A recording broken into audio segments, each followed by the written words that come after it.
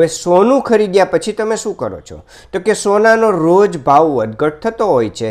મેં 1 ગ્રામ સોનું ખરીદ્યું હોય, 10,000 રૂપિયાનો ભાવ છે, તો કોઈ વાર 9,800 થઈ જાય, 9,500 થઈ જાય, 10,500 થઈ જાય. હું સોનું એમને એમ રાખી મૂકું છું.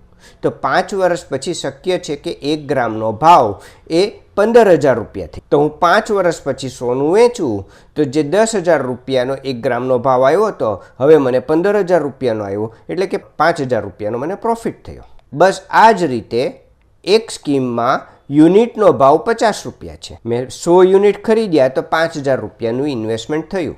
હવે જેમ જેમ સમય જાય એમ યુનિટના ભાવમાં વધઘટ થતી. કોઈ વાર 48 થાય, 45 થાય, 55 થાય, પણ 5 વર્ષ પછી એ યુનિટના ભાવ 75 થઈ ગયા. તો મેં જે 100 યુનિટ 5,000માં લીધા હતા એ 5 વર્ષ પછી 75 થઈ જાય તો એના 7,500 રૂપિયા મને મળે. તો 2,500 રૂપિયાનો ફાયદો થયો.